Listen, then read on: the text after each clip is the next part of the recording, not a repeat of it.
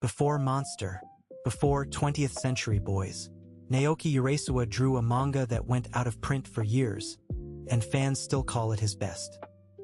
This is Master Keaton, serialized in Shogakukan's big comic original from 1988 to 1994. The art is by Naoki Urasawa, the man who would later create Monster and 20th Century Boys. The story was developed with Hokusai Katsushika, a veteran scriptwriter who also worked on Golgo 13, and editor Takashi Nagasaki. It ran for 144 chapters across 18 volumes, and it is fully completed. In 1998, the manga inspired a 39-episode anime produced by the legendary studio Madhouse. For many longtime readers, this quiet, episodic drama remains Urasawa's most beloved work, even decades later. The hero is Taichi Hiraga Keaton, the son of a Japanese zoologist and an English noblewoman. He is an Oxford-educated archaeologist who teaches as an underpaid university lecturer in Japan, but his real work is far more dangerous. Keaton moonlights as an insurance investigator for Lloyd's of London, and he is also a former instructor for the SAS, Britain's elite special forces.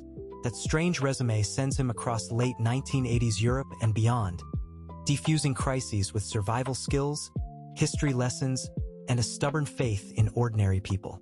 Most chapters stand alone, each a self-contained short story. Behind the cases runs a quieter thread. Keaton's dream of proving that a lost prehistoric civilization once flourished along the Danube, and his tangled bonds with his roguish father and sharp-tongued daughter. So why is it a classic? In Japan, Master Keaton earned a reputation as a hidden treasure of the medium, a thinking person's adventure that smuggled real history, archaeology, and geopolitics into a mainstream magazine for adult men.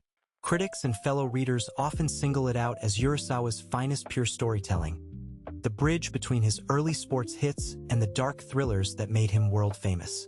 Part of its mystique comes from a painful chapter in its history. After co-writer Hajime Kimura died in 2004, a dispute over who truly authored the series kept it out of print in Japan for years.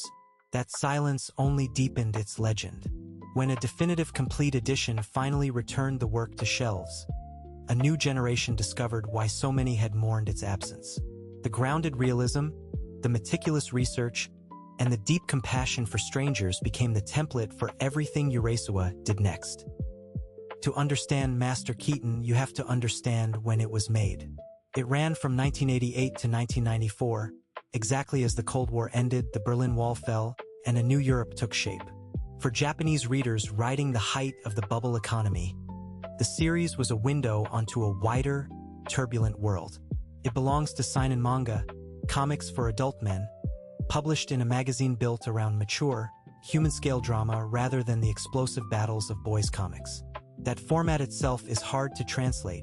The slow, literary rhythm of a self-contained 20-page story is a Japanese magazine tradition.